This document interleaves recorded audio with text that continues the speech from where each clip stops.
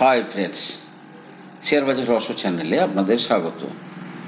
আশা করি আপনারা ভালো আছেন এবং সুস্থ আছেন। ফ্রেন্ডস, আজকে যারা মার্কেটকে দেখেছে, এরকম মার্কেট তাদের হয়তো খুব কম দেখেছে এর আগে। মার্কেট একটু নিচে গ্যাপ ডাউনই হয়েছে, দিয়ে আর একটু ডিপে গেছে 100 পয়েন্টের উপরে, সেখান থেকে 300 পয়েন্টের উপরে গেছে। আপনি যদি দেখেন আজকের ক্যান্ডেলটা, তাহলে বুঝতে পারবেন যে আজকের নিফটির কি হিউজ ভোলাটিলিটি ছিল। অর্থাৎ রিটেল ইনভেস্টর বুঝতেই পারবে না যে কি হতে চলেছে।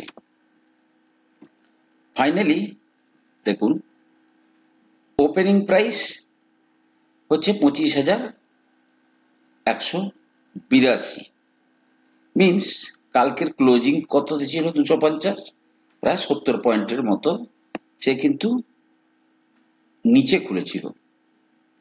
নিচে কিছুটা এসে আবার উপরে যায় প্রায় 250 পয়েন্টের কাছাকাছি, 230-35 পয়েন্ট, 500-র কাছাকাছি, 25,500, এবং সেখান থেকে এক্স্যাক্টলি 500 পয়েন্ট নিচে চলে আসে, অর্থাৎ 25,000-কে আজকে ব্রেক করে দেয়। যাই হোক, আমাদের কিছু কিছু কথা মিলছে।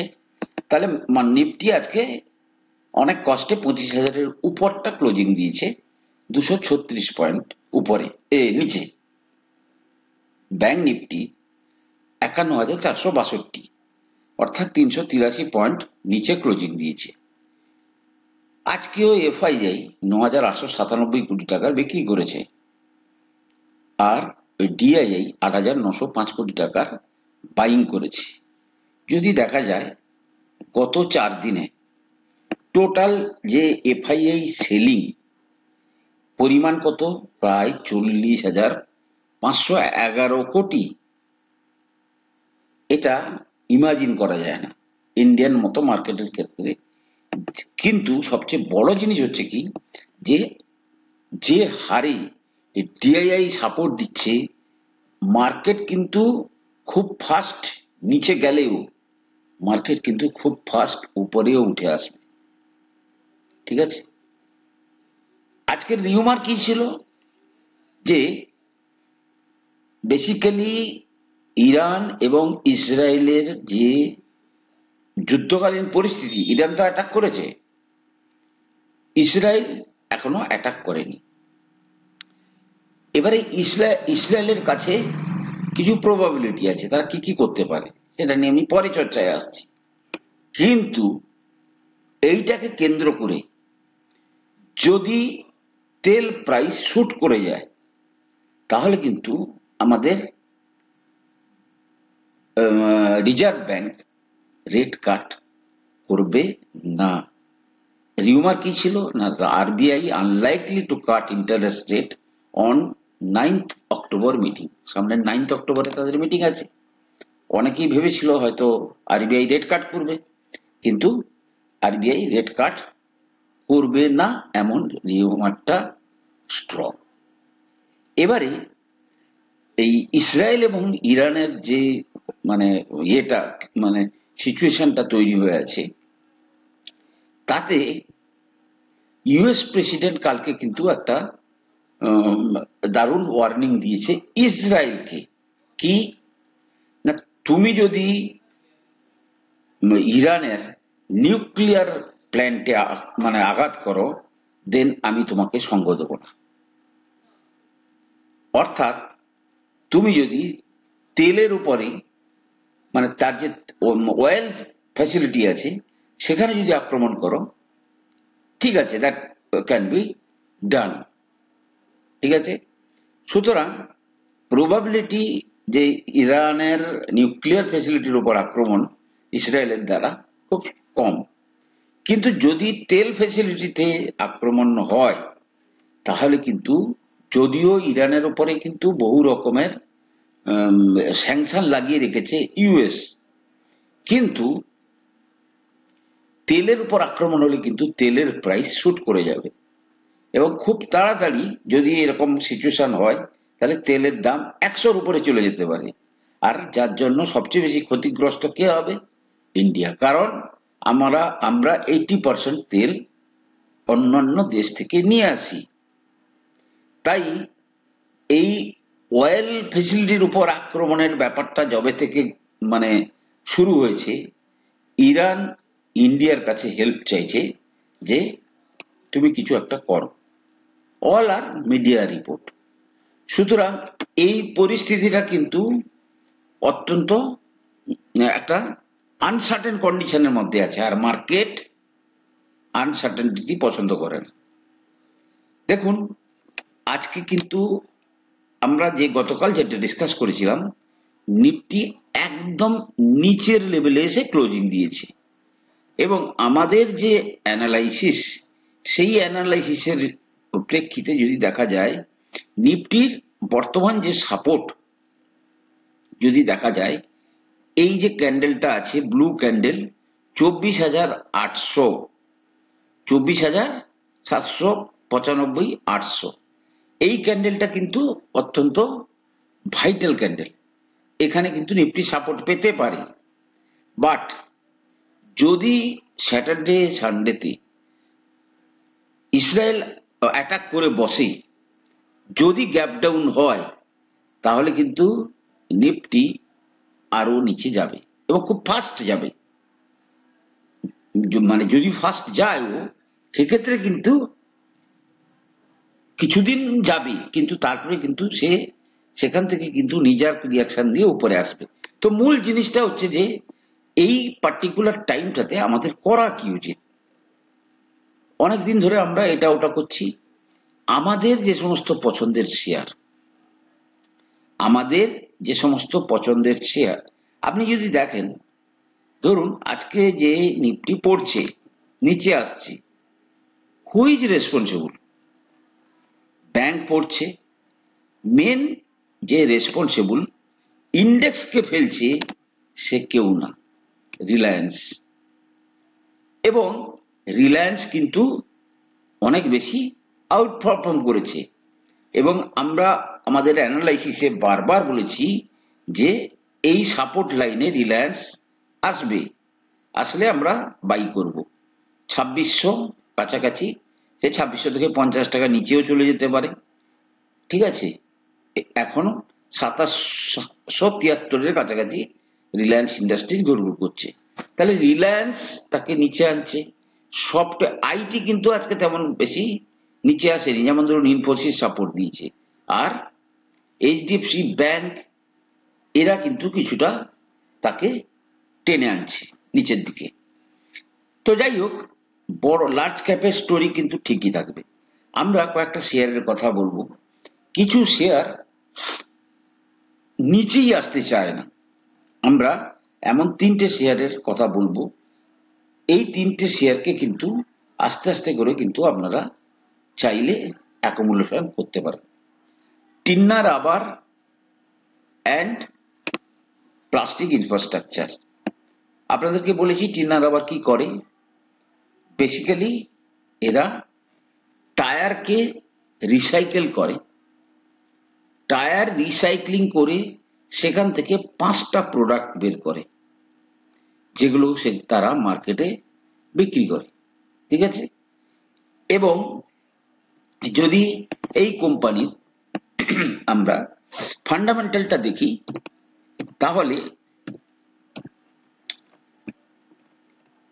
তাহলে দেখা যাবে ফান্ডামেন্টাল অত্যন্ত ভালো, কোম্পানি দিকে, ঠিক আছে। এবং প্রতি বছরে বছরে যদি 2022 থেকে দেখি, তারা প্রতি বছরে বছরে তাদের প্রফিটকে বৃদ্ধি করছে। কত কোটি টাকার কোম্পানি? মাত্র 17 কোটি টাকার কোম্পানি। তার 111 কোটি টাকা রিজার্ভ আছে, বরোইং আছে 86 কোটি। ইনভেস্টর যদি দেখেন, তাহলে প্রমোটার কিন্তু মানে অধিকাংশ মাল ধরে রেখেছে। 72.65 প্রমোটারের কাছে আছে, F2 বা ডিআইআই তেমন ভাবে নেই, আর বাকি আছে পাবলিকের কাছে। ওকে, শেয়ারটা যদি আপনি দেখেন, আমি আপনাকে দেখাচ্ছি, আমরা যদি দেখি শেয়ারের কিছু জিনিস আছে যেগুলো আপনাদেরকে জানতে হবে। আমরা যদি দেখি শেয়ারটার, দেখুন আমার এখানে Tinna rubber and infrastructure limited HDFC খোলা আছে। কত শেয়ারের কাজ হয়েছে? মাত্র 20,540। মাত্র 20,000 শেয়ারের কাজ হয়েছে। ঠিক আছে, এই শেয়ারটা কেউ বিক্রি করতে চায় না।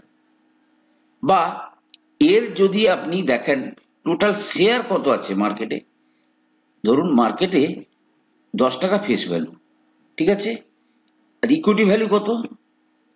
ইকুইটি ভ্যালু হচ্ছে 17, ইকুইটি ক্যাপিটাল 17 কোটি। তাহলে 17 ডিভাইডেড বাই 10 মানে মাত্র 1,70,00,000 শেয়ার আছে।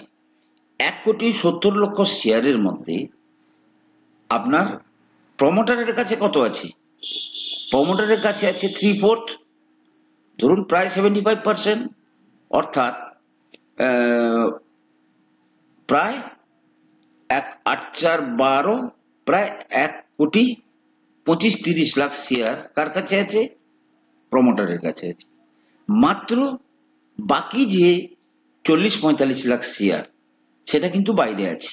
তার মধ্যে আবার যদি দেখেন যে কিছু বড় ইনভেস্টর আছে যারা ধরুন এই যে পাবলিকের মধ্যে কেউ কেউ পার্সেন্টেজ হিসাবে ধরে রেখেছে, যে ডলি খান্না, মদন করে যায়, এরা ধরে রেখেছে। সুতরাং এই শেয়ার কেউ বিক্রি করতে চায় না, তাই এই শেয়ার নিচে যাওয়ার সম্ভাবনাও খুবই কম থাকে। তাই এরা যদি একটু নিচের দিকে যায়, তাই একে কিন্তু যদি আপনি কনভিন্সড হন, এর বিজনেসের সম্বন্ধে যদি আপনার কনফিডেন্স থাকে, তাহলে কিন্তু আপনি এই শেয়ারে কিন্তু পজিশন আস্তে আস্তে করে নেন। ঠিক আছে, শেয়ার খুব বেশি নিচে নাও আসতে পারে, যদি আসে অ্যাজ পার ফিবোনাকি রিট্রেসমেন্ট আমি দীর্ঘদিন ধরে ট্র্যাক করার চেষ্টা করছি, কিন্তু শেয়ারটা কোনোভাবে নিচে আসছে না। 2200 থেকে যদি দেখা যায় কারেকশনে, সেক্ষেত্রে 0.5% কারেকশন হয়ে যাচ্ছে কততে? 1360-এ। মাত্র এখান থেকে আর ধরুন 90-95 টাকা নিচে, ম্যাক্সিমাম 1170 পর্যন্ত যেতে পারে, but probability is very low. কেউ যদি না বিক্রি করে, তাহলে কে তাকে নিয়ে যাবে যদি বায়ার বেশি থাকে? সুতরাং এই শেয়ারটাকে কিন্তু আপনারা মাথায় রাখবেন, এই শেয়ারটা কিন্তু ভবিষ্যৎ অত্যন্ত ভালো। ওকে, দ্বিতীয় দ্বিতীয় দেখুন ফ্রেন্ডস, ডাউন মার্কেট কিন্তু আপনাদেরকে অপরচুনিটি দিচ্ছে ভবিষ্যতের ওয়েলথ তৈরি করার। নর্মাল মার্কেটে কিন্তু আপনারা এই সমস্ত সুযোগ পাবেন। যারা বুদ্ধিমানি করে এই মার্কেটে আস্তে আস্তে করে ইনভেস্ট করে রাখবে, তারাই কিন্তু ভবিষ্যতে বড় ক্যাপিটাল তৈরি করবে। ঠিক আছে, দ্বিতীয় যে শেয়ারটা নিয়ে আমরা চর্চা করছি সেটা হচ্ছে ডেটা প্যাটার্ন। ডেটা প্যাটার্ন যদি তার ফান্ডামেন্টাল দেখেন, এর ফান্ডামেন্টালও একই, এর ফান্ডামেন্টালও একই। ঠিক আছে, এবারে যদি আমি দেখি, আমি প্রথমে দেখবো ইকুইটি কত? 11 কোটি। ঠিক আছে, মার্কেটের শেয়ার কত আছে? 5.5 কোটি। ঠিক আছে, 11 কোটি ইকুইটি ভ্যালু, ফেস ভ্যালু 2, 5.5 কোটি শেয়ার। 5.5 কোটি শেয়ারের মধ্যে 42.41% কার কাছে আছে? প্রমোটারের কাছে আছে। ঠিক আছে, তাহলে 42.41% প্রমোটার, 15% কার কাছে আছে? এফআইএ এর কাছে আছে। 9% কার কাছে আছে? টিআই এর কাছে। তাহলে 15, 9, 24, 42 কত হচ্ছে? প্রায় 67%। তাহলে 5.5 কোটির মধ্যে 67% যদি আপনার স্ট্রং হ্যান্ডে থাকে, মানে এই স্ট্রং হ্যান্ড। আবার এবারে পাবলিকের মধ্যে যদি আমি দেখি, এখানেও আছে অনেকে যারা স্ট্রং হ্যান্ড, তারা ধরুন আজকে এই যে কে বিজয় আনন্দ 2.6% শেয়ার ধরে রেখেছে, কি ডেসিঙ্গু রাজন পি সে 2.61% ধরে রেখেছে। তাহলে এর মধ্যেও অনেকে আছে যারা কিন্তু বিক্রি করছে না। তাহলে মার্কেটে এদের বিক্রি করার যে প্রবণতা শেয়ার নেই। দ্বিতীয়ত, যেখানটাতে F2 মানে ফরেন ইনস্টিটিউশনাল ইনভেস্টর তারা 15% মাল ধরে রেখেছে। যদি ডিসেম্বর 23-এ দেখেন তারা মাত্র 6.74% ছিল, তারা এখন কোথায় নিয়ে গেছে 15%-এ। ঠিক আছে, ডিআইআইও কম বেশি স্টেবল জায়গায় 9%-এর কাছাকাছি আছে। তার মানে কি দে আর নট ফুল, এরা কি বোকা এই খারাপ টাইমে? তাহলে এর আর যদি আমি এর রেজাল্টটা দেখাই তাহলে দেখা যাবে কি 11 কোটিটা তো দেখিয়েছি, 1313 কোটি টাকার রিজার্ভ, মাত্র 4 কোটি টাকার লোন, এবং প্রতি কোয়ার্টারে কিন্তু সে তার যদি দেখেন সিকোয়েন্স অনুযায়ী 8, 19 সালে 21 কোটির প্রফিট, 56 কোটির প্রফিট 21 সালে, 20 সালে 21 কোটি, 94 কোটি 22 সালে, 124 কোটি 23 সালে, 182 কোটি ধরুন 24 সালে। এবারে রেজাল্ট 25 সালের রেজাল্ট আসবে। প্রতিবারে টপ লাইন গ্রোথ আছে, প্রতিবারে বটম লাইন গ্রোথ আছে। সেক্টর কোনটা? Defence sector.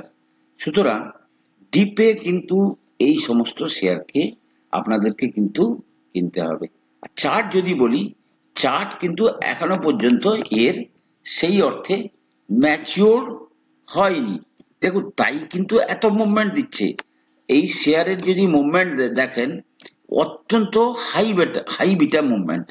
হাই বিটা মানে যাদের ফ্লাকচুয়েশন খুব বেশি, যাদের ফ্লাকচুয়েশন খুব বেশি, খুব তাড়াতাড়ি উপরে চলে যায়, খুব তাড়াতাড়ি নিচে চলে আসে। ঠিক আছে, এটা একটা সাপোর্ট জোন। ঠিক আছে, এই জায়গা থেকে অর্থাৎ প্রায় 3600 লেভেল থেকে এই জায়গায় এসছে। কিন্তু মাথায় রাখবেন ফরেনার, ডিআইআই সবাই কিনে বসে আছে। সুতরাং আপনাকেও কিনে বসতে হবে। আপনি 5 বছরে আপনার ওয়েলথ ক্রিয়েট করবেন। আপনি যদি এই ধরুন 4-5-6 সপ্তাহের মুভমেন্টে যদি আপনি ঘাবড়ে যান, দেন দেখুন রিস্ক যে নিতে পারবে তার জন্যই তো গেন। আপনাকে কিন্তু কেউ অত্যন্ত কম চিন্তায় পয়সা ধরিয়ে দিয়ে যাবে না। আপনাকে ট্রেস নিতে হবে, ভালো আপনাকে রিস্ক নিতে হবে, সেভাবে কিন্তু আপনার রিটার্ন সেভাবে আসবে। তাহলে দ্বিতীয় শেয়ারটা আমরা কি বললাম? টিনা রাবার প্রথম, দ্বিতীয় হচ্ছে ডাটা প্যাটার্ন, তৃতীয় শেয়ার হচ্ছে জেনাস পাওয়ার। দেখুন মার্কেট যখন নিচে আসছে, জেনাস পাওয়ারের ব্যাপারে আমরা কিন্তু আপনাদেরকে বলেছিলাম বেসিক্যালি এরা স্মার্ট মিটারের উপরে মেন তাদের মানে এই ইনফ্রাস্ট্রাকচারটা তারা তৈরি করতে চেয়েছে। যদিও তার ভ্যালুয়েশন হাই, যে ভ্যালুয়েশন হাইতে থাকে সে কন্টিনিউ হাই ভ্যালুয়েশনে থাকবে। এবার আমি যদি দেখি ইকুইটি কত কোটি টাকা? 30 কোটি। এবারে এর ফেস ভ্যালু 1, অর্থাৎ এর মার্কেটে লিকুইডিটি প্রচুর আছে। মিনস 30 কোটি শেয়ারের মধ্যে জেনাস পাওয়ার 42.66% কার? প্রমোটারের। 18% কার? না এফআইআই। দেখুন একটা জিনিস দেখেছেন, এফআইআই কিছু জায়গাতে প্রচন্ড অ্যাগ্রেসিভ। ডিসেম্বর 23-এ 2% হোল্ডিং ছিল, মার্চ 24-এ 17% হোল্ডিং, আবার জুন 24-এ 18% হোল্ডিং। হোয়ারাজ ডিআইআই কিন্তু সুস্থ 5%-এর কাছাকাছি হোল্ডিং আছে। তাহলে যদি টোটাল আমরা দেখি যে 18-5-23, এখানেও প্রায় 66-67% শেয়ার কার কাছে আছে? স্ট্রং হ্যান্ডে আছে। উইক হ্যান্ডের মধ্যে পাবলিক যেটা উইক হ্যান্ড, এর মধ্যেও অনেকের কাছে আছে। যেমন ধরুন বিকাশ কোঠারি 9% মাল ধরে রেখেছে। ঠিক আছে, এছাড়াও আরো অনেকে আছে, তারাও কিন্তু ভালো ভালো মাল ধরে রেখেছে। অর্থাৎ মার্কেটে হুট করে বড় ভলিউমে পড়ে যাওয়ার মতো কন্ডিশন নেই। ঠিক আছে, এবার আমরা চার্ট দেখব। চার্ট দেখে হয়তো আপনারা সন্তুষ্ট হবেন না, সেক্ষেত্রে কি করতে হবে, একে কিন্তু আপনাকে এসআইপি করতে হবে। এসআইপি ইন দ্য সেন্স প্রতি মাসে 5টা 6টা এইভাবে কিনে কিন্তু আপনাকে আস্তে আস্তে নিচে যেতে হবে। প্যানিকে 340-45 আসতে পারে, বাকি অনেক জিনিস আছে যেগুলো আমরা জানি না, বড় কারেকশন দিলেও দিতে পারে। ঠিক আছে, এই লেভেলটা 340-45, এই লেভেলটা আমি এক্সপেক্ট করছি, যদিও আমি কিন্তু প্রতি মাসে কিনছি। ঠিক আছে, 4-5টা করে প্রতি মাসে কিনছি, কারণ কি আমি মার্কেটের কেউ লো বলতে পারবে না, কেউ হাইও বলতে পারবে না। প্রবাবল একটা এরিয়াতে আপনাকে সেল করতে হবে, আপনি সেল করার পরে উপরেও যেতে পারে, তার জন্য আপনার ভাবলে চলবে না। আবার প্রবাবল একটা এরিয়াতে আপনাকে কিনতে হবে, তার চেয়ে নিচে গেলেও আপনার ভাবা চলবে না। ঠিক আছে, তো ফ্রেন্ডস, এই 3টে শেয়ারের উপর নজর রাখুন। এই ফলিং মার্কেটে আপনারা কিন্তু আস্তে আস্তে করে অ্যাকুমুলেশন করুন, যে যার নিজস্ব ক্যাপাসিটিতে। বাল্ক কোয়ান্টিটিতে অ্যাভয়েড করুন, অল্প অল্প কিনুন, তাহলে আপনাদের যে ইমোশনটা সেটাও বেশ কিছুটা আস্তে আস্তে করে কমতে থাকবে। ফ্রেন্ডস, এরপরে আমরা আরো কিছু কিছু আমাদের যে পছন্দের শেয়ার সেগুলো নিয়ে ডিসকাস করব, বিভিন্ন সেক্টর নিয়ে ডিসকাশন করব, যে এই ফলিং মার্কেটে আমাদের কোন কোন শেয়ারে এই মুহূর্ত থেকে অল্প অল্প করে ইনভেস্ট করা উচিত। ফ্রেন্ডস, আমি কোনো সেবি রেজিস্টার্ড অ্যানালিস্ট নই, কোনো শেয়ারে কেনা বা বিক্রির আগে আপনারা কিন্তু আপনাদের ফাইন্যান্সিয়াল অ্যাডভাইসারের পরামর্শ নিয়েই কিন্তু শেয়ারে কেনা বা বিক্রির সিদ্ধান্ত নেবেন। ভালো থাকুন, সুস্থ থাকুন, কথা হবে পরের এপিসোডে।